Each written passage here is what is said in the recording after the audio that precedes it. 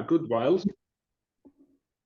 Sorry for that. I just realized that I want to record this for the guests who couldn't attend. Sorry for interrupting with that message, but let's get going. Continue, please. Absolutely. Yeah. So in our kind of 5-year journey, we set out to build. What we realized is that we needed kind of some core technology, essentially to be able to read Excel and Google Sheets files, and then be able to kind of make that interactive and put it on the web. So there was quite a lot of technical development that we had to do in the beginning, 18 to 24 months of just hardcore building. But we were also getting the word out about our mission, and there was quite a lot of inbound interest in this space. There are about 1 billion people that use spreadsheets in the world. So if you manage to do something interesting in that space, that's a massive opportunity. So we early on got inbound interest from investors in what we were doing. It was fairly easy, I want to say, to fund this in the beginning. We took in $1 million in kind of angel funding at the very kind of first month or so of our existence, and then another $3.5 million in seed funding from international investors in early 2019, and that kind of got us off the ground in kind of building the core technologies. In 21, we then started selling our product and saw some early traction. So we're building this kind of broad horizontal tool that can take on a lot of things, because people do a lot of different things in spreadsheets, as you can imagine. And that's how we went to market early on. But there was obvious in the first few months that the concentration of people we got were people that had spreadsheets, but they wanted to turn them into calculators for their websites. So think about mortgage calculators, pricing calculators, ROI calculators, and the like. We kind of, I don't think we necessarily realized at the time how good of a traction we were getting, because we wanted this to be even bigger. We can't just be like calculator builders. We want people to do all these amazing things that our tool can do.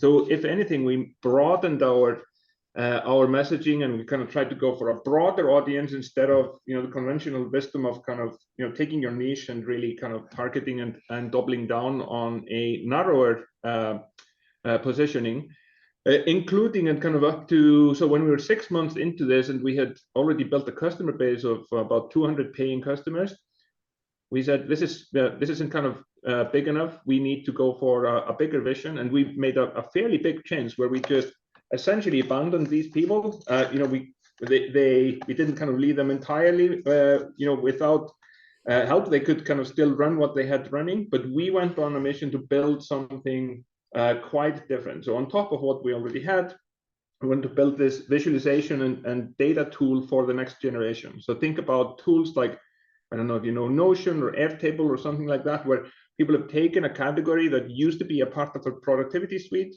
and built new tools that have been able to draw the attention of the next generation of office workers, essentially kind of millennials and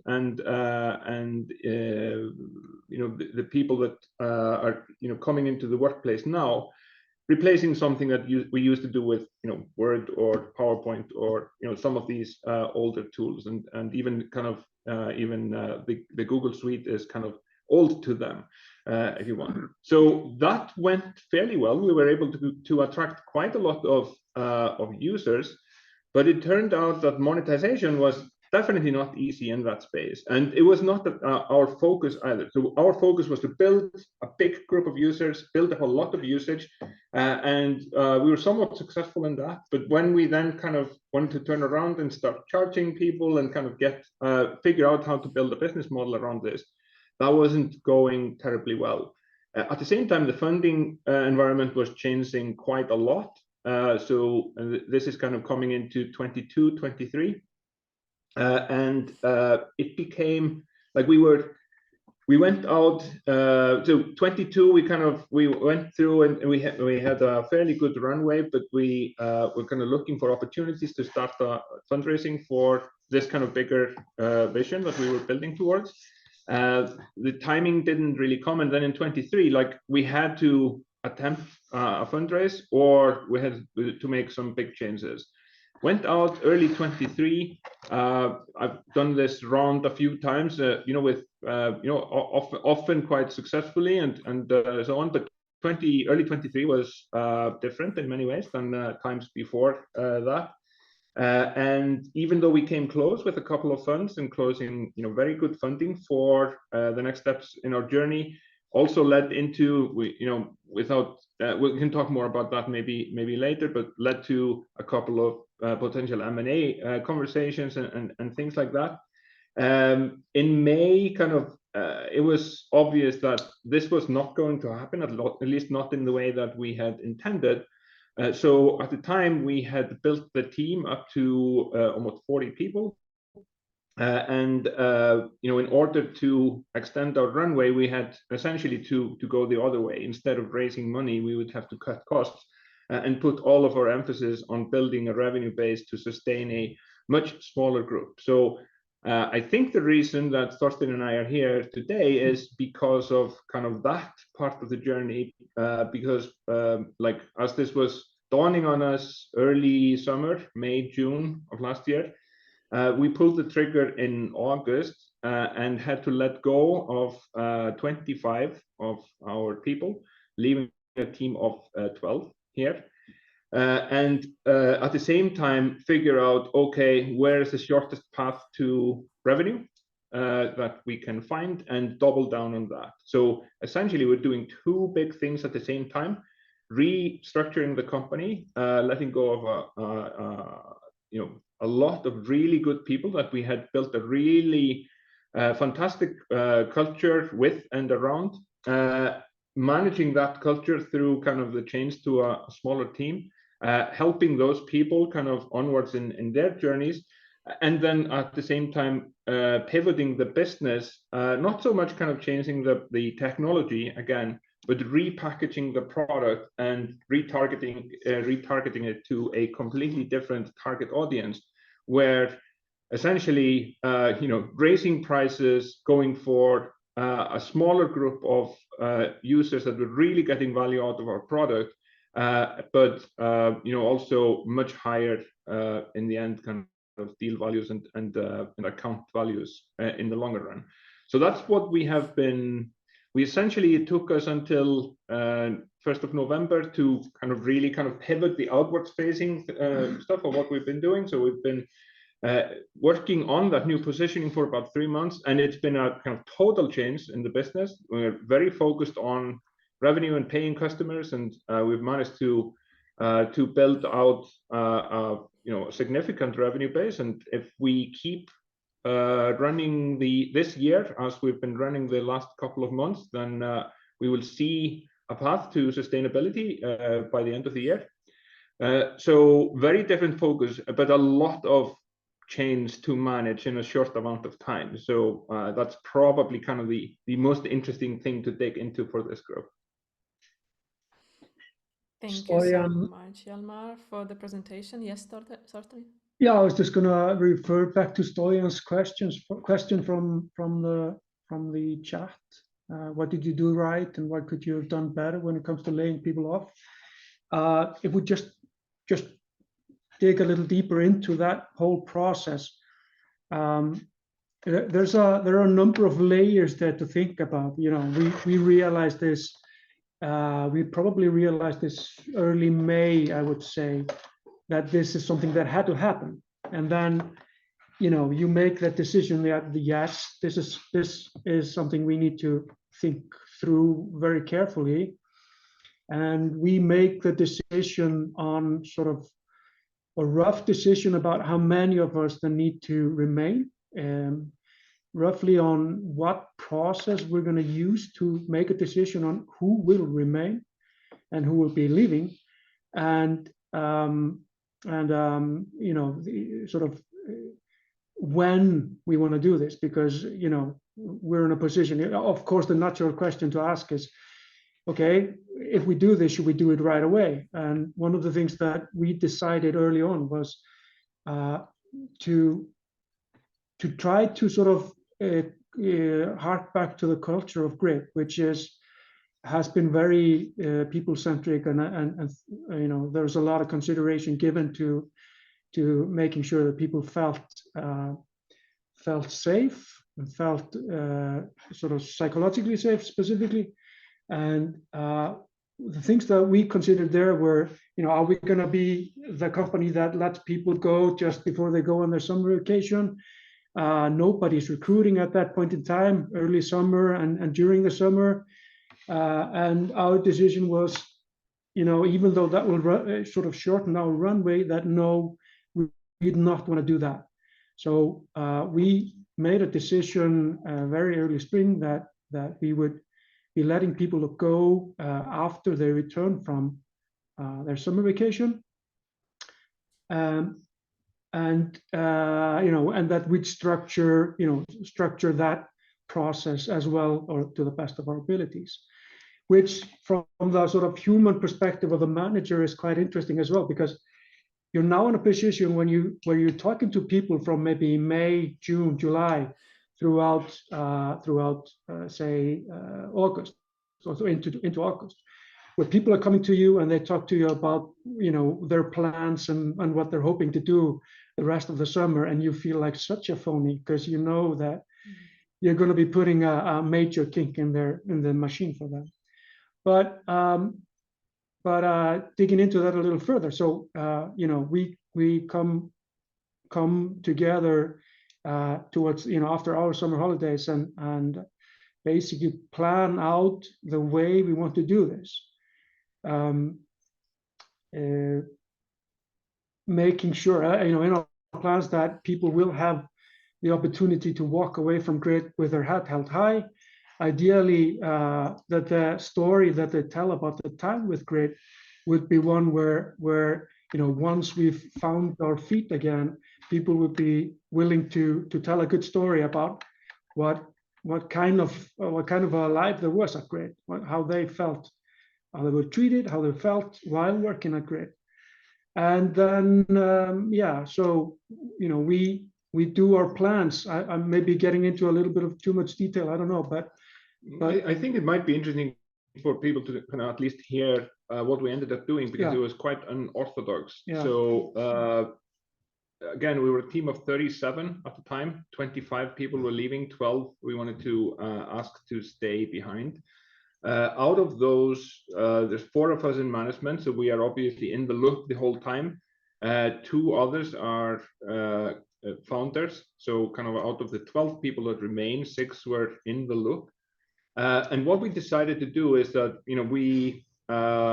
there's no good way of letting people go, but there are definitely bad ways, and you see them way too often, especially these kind of mass layoffs where there's a day where everybody comes to work and then one is pulled into a meeting room and kind of comes back in different emotional states and so on, and that's just hard on everyone. What we decided to do instead is that we would look in the people that were going to remain and get at least a somewhat of a commitment that yes, they were willing to do this. We did that with most of them. We did that in the 2 days coming up to kind of the layoffs, and then we did a all hands meeting. So it comes to some of your questions about geography and so on. So we are all co-located here in the Reykjavik office. I think all but one actually came to the office. So there was people on summer vacations and so on, but there was even though we did this with a fairly short notice, then people, we made sure that people realized that this was an important meeting to come to. And then we walked through the why and the what, and most of the how, actually we went through the why and the what in the meeting in front of everyone, and we had prepared a list of questions that we foresaw coming up that we distributed to people after that meeting. So this was on a Thursday. It was a fairly short meeting. We did allow for questions, but there weren't a lot of questions, and we did actually tell people that most of your questions will be answered in the documentation that you are left with. And then we told people to take the rest of that Thursday off. Nobody was expected in the office on Friday. And then the formal layoffs happened the following Monday, where people came in, had a conversation about, signed the paperwork and had a conversation about next steps and so on. And then we tried to be as supportive as possible in helping people find new jobs and making it clear to everyone that this had nothing to do with them. they had done actually a great job. There were circumstances that were out of our control, and to the extent they were within our control, that was ours. The mistakes were made by the leadership team, and maybe chasing the wrong direction or not foreseeing kind of changes and how things would go, and that we would be kind of supportive of their process moving forward. This worked out. Again, there's no way of doing this well. There were obviously emotions, there were obviously kind of disappointment and so on.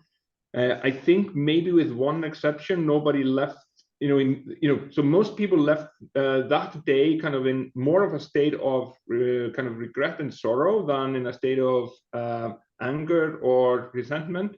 And even kind of the ones that went in that direction emotionally came back pretty quickly and kind of appreciated how we'd done this and kind of what we were doing for people moving forward. So all in all, I'm proud of how we did this, not proud of having had to make that decision or running into a decision or into a position where we had to do it.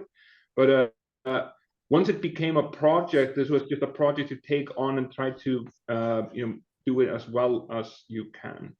Can I throw in a couple of things maybe? So from the compensation perspective, from sort of how we left those things, we had talked a lot about the fact that if Grid became successful, we wanted to make sure that everyone involved had a possible upside in this, and so every employee had a stock option with the company.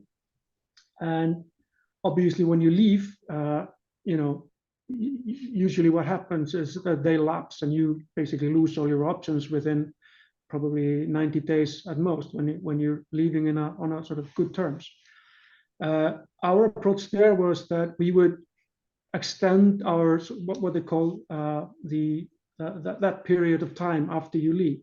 We extended that to up to 2 years, so that if things turned around for us in the way that we're hoping, people would still have a chance of any upside that might come about related to the company.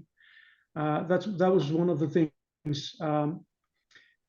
Another thing, I mean, we obviously have fairly strict sort of employment law in Iceland, so they were well scheduled out. People have the rights to a 3-month notice, which we extended a little bit by we extended it to 3.5 months, I believe, which but at the end of that period, at the end of the notice period, it was somewhat gratifying actually to know that every single person who was actually looking for a job after leaving Grid had found something to do and I think most of them found something that was suitable and enjoyable and a good challenge for them.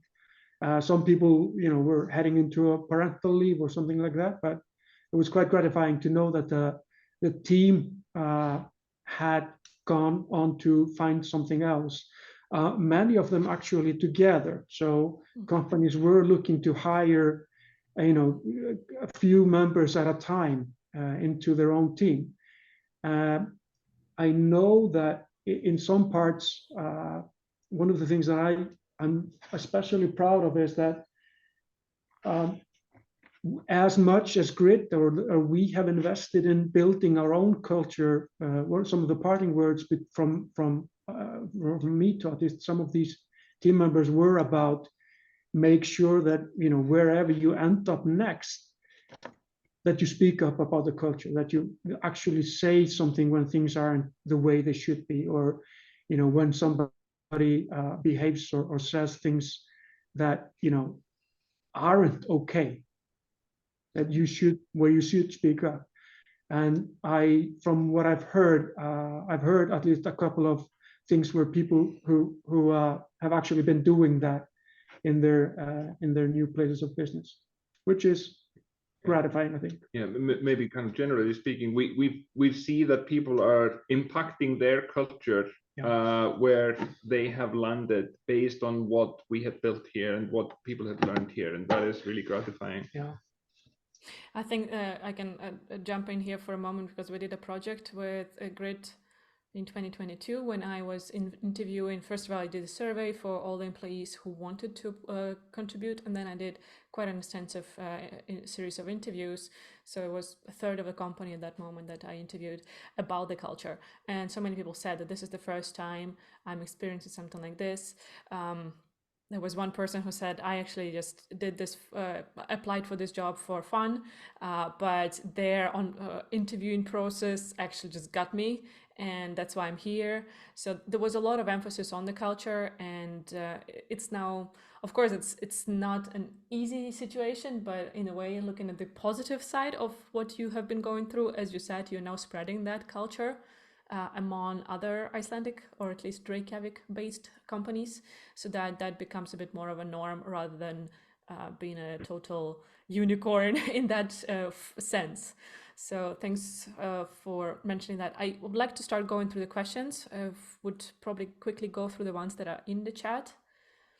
So Mike was asking about the size, which was answered, geographical footprint, look, employee-wise Reykjavik, but maybe you can say a little bit very shortly about the client base. Where do you see the most traction for yourself? Yeah, so the client base is all over. Actually, the smallest portion of it is in Iceland. I doubt it's 2% of our customers that are in Iceland. We have about 400 paying customers all around the world now. Concentration, English-speaking market, US is probably the biggest, but we also have kind of surprising amount of customers in Australia, for example. So there are some kind of concentrations happening, and we're gradually learning that's happening through kind of word of mouth in different locations. So that's good and something we have to nurture. But yeah, but we're a global company. We kind of say English first, and then kind of English confident markets second. English confident, I like that. I would probably park the question about the communication of the story for now, Mike, if it's okay, just to go through the culture first and the layoffs. And Daniel, regarding the growth from 15 to 30, maybe we can address it in the with the interview that I did with Hjalmar early on in my podcast. So I can send the link to that one, because we talked about that transition or how the culture was growing. And then it was Arne with his hand. Yeah, I'm now in a Teams world mostly, so Zoom. Is there a raise hand function in Zoom? Yes, there is. They're under reactions. Ah, you see, fun. See, you learn something every day. Now, thank you for interesting stuff. I think many of us have had to do this, and I recognize a few of the issues now. And this is culture. So, of course, Iceland has a very special situation. We have it somewhat here in Norway, but not as much as you do in Oslo. But in smaller cities, clearly, the point is you meet these people whom you have to let go. And you might even have relations or indirect relations to them down the road. So you are... This is a good thing in Iceland, and it's in increasing the worker protection situation in Iceland, because you have to be nice, and I'm not saying you're not, but you're sort of forced to. Agree? Yeah. If this was in America, or this was in hire and fire cultures, and I know a few of them, people wouldn't have done it as well, as nice, as thoroughly, as human. And this is in a way a good story in a bad situation, and it has cost you. So if you didn't have all of this social gravitas forces around you, what do you think others would have done different? It's a very interesting question. So, and it's also very hard to kind of answer hypothetical about kind of a situation that isn't there. So I don't know to what extent kind of our kind of culture and approach is shaped by the fact that this is the way it is. But it was not like, it's not conscious in the way that we have to do it this way. this is an investment in money because something is going to happen, but maybe it's kind of influencing just the way we're thinking. At the same time, I think we've seen in the last 2 years where a lot of companies have gone through this, that there are actually examples of companies that have done it extremely well on a global scale or on kind of in non-small markets, and there are also a lot of examples of companies that have done it horribly and kind of even got famous for how badly they handled similar situations. But what I will say though is that our board, which consists of international investors both from Europe and the US, they were behind every single action we proposed. So they also knew that we were kind of shortening our runway, and quoting one of them directly, their guidance to how we should treat people that were leaving was with generosity and fairness. So those were the 2 words that they wanted assigned to how we were kind of handling the situation. So it's not a uniquely small market, uniquely Icelandic approach, but I do recognize that not everyone does it this way, and kind of if people are really kind of brutal thinking on only the capitalist side of things in a big market, then yes, you can probably get away with doing this in a less humane or human way, and still kind of be able to move forward with your career.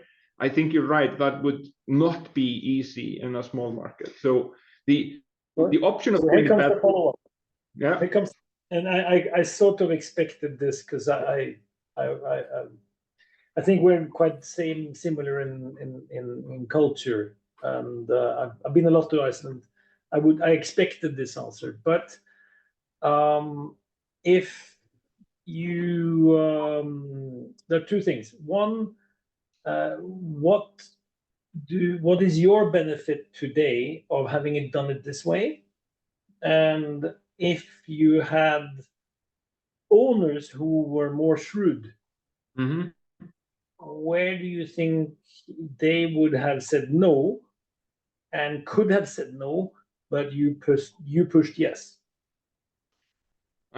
Great question. So first of all, I think kind of where this is coming back, and this is something that I guess we've all learned, like we're not all spring chicken on the call. So I guess we've all seen it, that things we do well, kind of or things we do in our careers tend to come back in surprising places, both the good and the bad, and kind of we're already seeing kind of surprising, like just customer leads coming in through people that have left, like people talking nicely about the culture here, and kind of helping maintain an image of Grid as a good company and a company with good culture, even though they are departing. So in that way, it's kind of coming back immediately. The question about kind of more aggressive investors or board members is an interesting one. I think I would, again, it's hard to answer very firmly, but I think there would have been more risk of a fallout between the leadership team and the board, which might have ruined the company in ways that it didn't.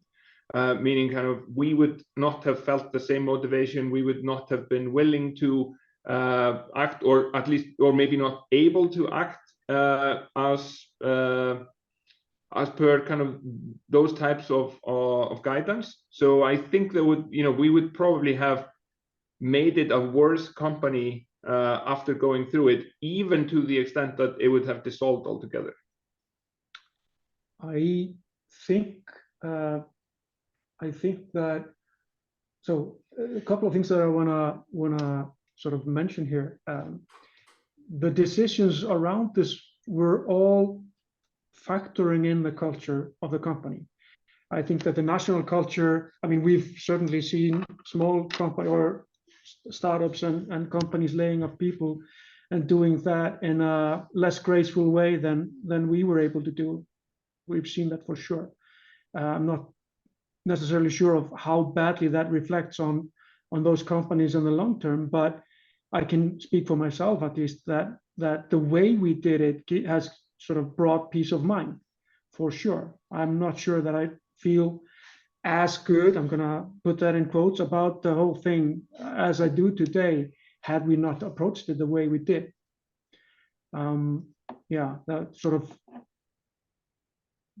But also, that affects the leadership of the company, right? Yeah. When the sure. founders don't feel good about what they do and how they do the job, that affects the decision making, the leadership, and ultimately the performance of the team, the culture, everything. Yeah, the culture is definitely something that comes up in conversation at board meetings as well. So they are aware of, I think, what they have on their hands going into the decision and recommendations that we get from them when we're preparing the process. Yeah, and one of the risk factors identified right away, one of the two main risk factors we identified as we were going through this was the effect this would have on the remaining team and the culture. And we kept our eyes very closely on that. We do have, I'm just going to state here that we do have a very good culture, but it's not the same culture as we had before. And it was rough to manage for the first 2 months after this happened. If you compare the culture when you were... Not just rough to manage, the culture was a lot rougher than it's been at any other point. Yeah. Exactly. I just wanted to say, I think it seems you've handled it. There's a golden rule: don't be a jerk. Yeah, that's a good Very one. simple. and you never know when you're gonna meet some of these people and maybe start a new company or do something else, and your reputation and your integrity is the only thing you can control, really. So and I think if more people were handling it in this way, Anna might have had less work to do. It would still be enough. Unfortunately. I don't know. Yeah, so we have a raised hand. Shamala? Yes, Shamala, go ahead. Hi, firstly, I would like to thank both of you, Thorsteinn and Hjalmar, for being very open in sharing the story behind, your change. I was just wondering, firstly, I want to say thank you so much for the few things that I take away from what you've told us, and that's the key principles of generosity and fairness. I think it's something that just should not just, that applies not just in how we deal with company cultures, but even in how we deal with ourselves as persons. And I also like the fact that you mentioned there is pride in how you did it, although you were not necessarily proud of having to do it. I think here you have the separation, and it also shows that even though I wouldn't call it defeat, but in a time of change, of having to change, that there's still the acceptance, it has to be done, but we can still do it with pride in how we carry out our decisions and so on. Now, the third question I have is, it sort of ties in a little with Arne's hypothetical questions. You mentioned that it was in the spring that you both came to sort of realization, or perhaps it came to a decision that something had to give and something had to change. I'm just wondering, because I've seen this happen many times before in organizations where I've come in as a consultant, is that when we're increasing the team numbers and we're increasing the cost base, with the benefit of hindsight, was there any point where you thought, oh, maybe you would have seen this earlier? If you can comment on that, I'd be just interesting to know, because I always come in where, it's, oh, dear, we should have done this way back or something like that. Care to comment on that? Yeah, there are. So, there's always, with the benefit of hindsight, you can always find places where, knowing everything you know today, you should have done things differently. The way I tend to think about things like this is, given what you knew at the time, how good were your decisions? Given the circumstances at the time. I think maybe kind of what one takeaway from me personally is being a little bit more scrutinizing about adding new positions and opening new headcount. I think would be a little bit more cautious there. but to the level that we probably still have had 32 people, not 37. Like it would still have been a really kind of really painful process to go through, and not categorically changed what had to be done. So I think that's how I think about it. The other parts of your question, I'll kind of I think I'll approach from like almost my own personal standpoint. So I think it was it's fair to say mid-May it was clear that hard things would have to happen. Like the scale of them wasn't entirely clear and so on, but that's kind of when this was going to happen. And when we go into like we start thinking about kind of the broad picture of how this could happen, but it wasn't until July that we really nailed on, these are the people that we want to stay, this is the number of headcount, this is kind of this has now been approved by the board, this is actually happening. And from a personal standpoint, it was really hard for me to find any motivation in work between May and July. And it was really hard to think about anything beyond this happening. But then when it became like in the last 3 weeks or so, like we were setting a date, we were kind of figuring out what to do. It's going to sound almost weird to say it, but I started finding motivation again in taking this project on as well as you possibly could, and do this as well as possibly could. And you showed up at work, and like, here are things that need to be done in order for this to happen well. So it was the last 3 weeks before the layoffs were actually a lot easier than the more vague, more open-ended, shall we say 8 weeks before that. And then immediately, almost like, again, this is almost, I'm almost ashamed to say this, but immediately after it was done, the brain opened to all sorts of things that could be done, after the fact. Like now with a smaller team, here are things we can change, here are things we should do, here are opportunities that we have. And that was just blocked until this was behind us. From my perspective, I think that the sort of obvious lesson for me, or my takeaway for sure, was that a company like the one that we were building or working on building at the time, or prior to these changes, is based on a set of assumptions that sort of that business model that we were approaching relies on. And I think that from my perspective, because I've seen something similar happening, this is happening the world over today, these kinds of layers, and have been happening this past year maybe. I think all of us here saw that before. We saw that during the .com crash. A lot of similar things were happening. And for somewhat similar reasons, not necessarily entirely the same, but there was a set of assumptions that weren't checked really well back then. But then I will say that, at least for myself, I wasn't checking well enough leading up to these changes that we had to make.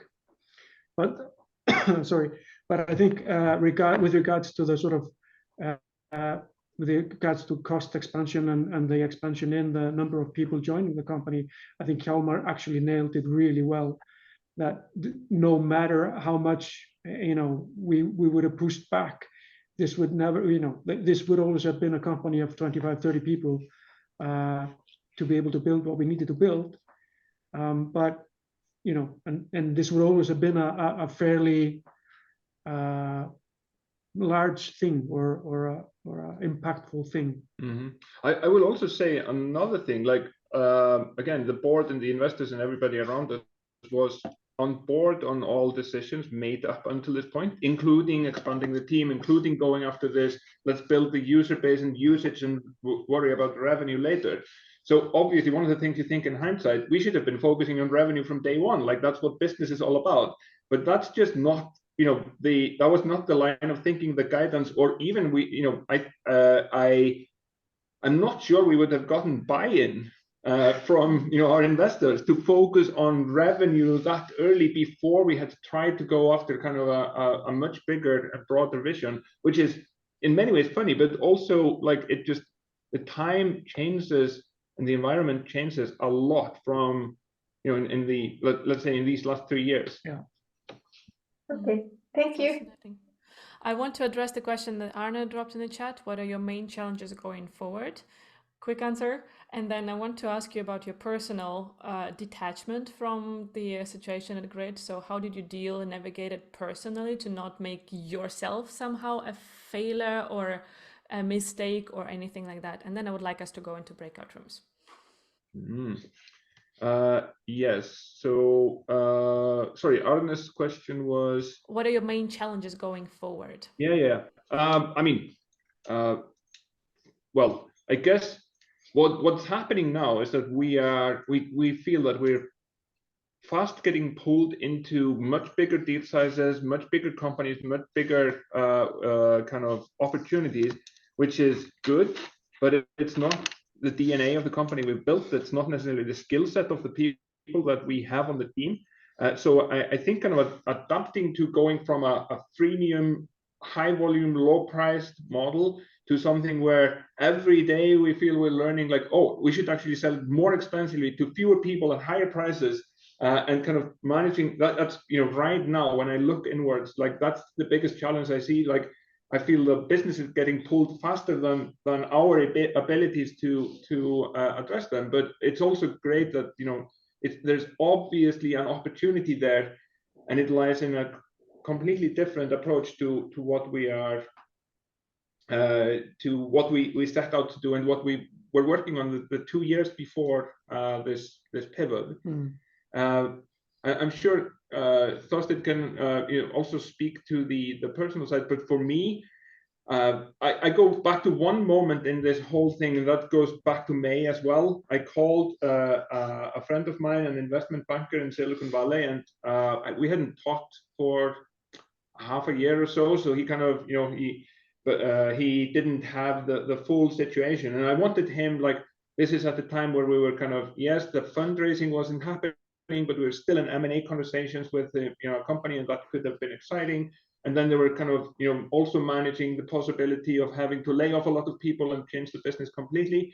I get him on a call because I wanted to bend his ear on just, you know, what are your reactions? What's your, you know, what's your recommendation and things like that. And he gets on the call, and I blurt out probably like 4 or 5 minutes of like just putting everything on the table. Like, here's, you know, we're talking to this one, and you know, these are all the things we're dealing with, and so on.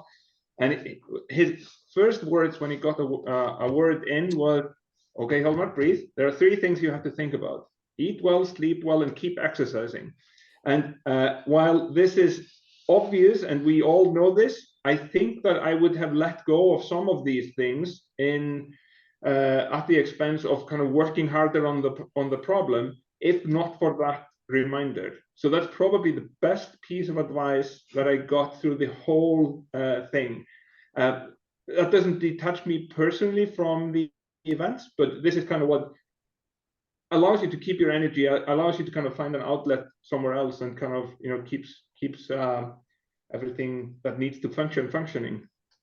Yeah, for me it was very similar. I had gone a little too close to a burnout about 20 years ago, in 2001 or 2, and at that time I was running a small company, and I was doing a decent job at it, but I felt that I was stretching my limit a little too much. And what I learned about 12, so I left that job, and it had an impact on me for, I guess it still has an impact on me on the things that I choose to do. But what I realized about 10 or 12 years later was that exercise, you need to exercise. You have to make sure that you're exercising. So I did a lot of weightlifting and karate, you know, to keep sane during this, you know, during the fall and into the new year. So that was sort of my way of doing this, dealing with this, and then a little bit of going back to study something that I was, you know, I wanted to put my mind to something else as well outside of the job. That's how I approach it. Thanks. I love that both of you mentioning exercising. Shamala was noting now about the exercising because she's an avid marathon runner, 19 marathons done by now, and preparing for the one in California this spring in April. So the number 20 at 59 years old, right? And I'm fascinated by their journey, how diligent she is with her training and preparation for all the races. And Arne has been working consistently with the sport since we have worked together. So I'm really happy about that result. Yes, Arne, go ahead. Last comment. And I was just gonna say that exactly that. And again, sorry for messing up with your own revenue, Anna. But I basically told Anna when I got it that, sorry, Anna, I love this. This is super. Now I have to shift the money I spend on you to a PT. Because I really, and I still use that same PT that I found immediately after, and it's the smartest investment I've done after I had done the real smart one, which was talking to Anna, which really, to be honest, was investing in myself. And this is what, Anna, that article we talked about and that we issued, it's even more relevant today, and feel free. Now I'm very confident in singing that song even louder, and at the same time, I just want to let you know, so I invest in this, that, and the other, and a company which you could consider having a look at. It's called Yngvi. And I'm just a little commercial here now. I'm on the board, so I have a conflict or an interest, if you like. But Yngvi, they are a software as a service to detect burnout at an early stage. They focus on physical health, mental health, and emotional health to prevent burnout. And the idea here is to self-report and use AI and etc. and recognize patterns so that HR in large organizations know who are becoming into the red, into the risk zone, so they know who to call. And this is this is really insurance. And the work that Anna and the work we are all talking about here, you can really risk reduce a lot of pain and suffering, and you can by increasing the robustness and the awareness and preventive maintenance, if you like, and any investor should have this in mind, to invest in their people, because that's so this is for me, it's been naval officer from before. I sort of knew this, but then I sort of lost the focus, how important it is, and now the focus is really back. So take a look at. I should really contact your PT and for a commission. Now he's been having you as a client for 2 years. No, but I love that those results are the long lasting, and that's what I want. I want to make myself obsolete and my services, and then that you are better than before we started working together. Thank you so much, Thorsteinn and Hjalmar, for the open conversation and being very honest with your insights and learnings from this journey. Right now, I would like to open the rooms. There will be 2-3 people per room. And let's take 6 minutes per person. And you share whatever is on your mind where you want to pick the brains of the others in the room. Daniel Fernstrand, I don't know whether you're able to talk, so feel free to nod if it's not possible, but just really, you see how it is. It's open here, and I want us to keep it that way in the breakout rooms, so that you feel safe to share, and let's respect the confidentiality there. Whatever happens in those rooms stays there, unless everyone in the room agrees to get it out and maybe share with us afterwards, or we'll do whatever you decide with it later on, with the permission of the others. So let's do that. We have a timekeeper, so 6 minutes per person, and the person whose first name is alphabetically first, that one goes. Stoyan usually does like the longest nails, the shortest hair. We go by the name. So that person is the timekeeper in the room so that everyone gets the space to share. All right. And let's open the rooms, and I'll see you back here just to share the reflections, insights, and say bye to each other in 25 minutes. No, wait, 20 minutes. Yeah, 20 minutes. Right. Thank you very much for the. I've been listening. I have to leave now for a meeting, but wonderful insight. Thank you very much. Good luck with fighting fires there. Thank you very much. Take care. Bye. Take care. Bye. I'm sorry, I have to leave as well, but thank you very much. Okay, then we have 2 people Another per bit lost person. where to go. You, Arne, you as well? I'm a bit lost what to do. Same room, different room. We're going in the open in the breakout rooms that you'll get invitation to in a moment, and there will be 2 people per room. So perfect. You have more time than 8-9 minutes per person to share. All right. So okay, so we're coming back. What time did you say exactly? I will give you notice 2 minutes ahead. Okay. But it will be 26. Yeah, we have a hard stop at 12:30. So okay, then we just 26. We're back in the main room. All right. Enjoy. There you go. Now you should have the invitation to join the room. Breakout room.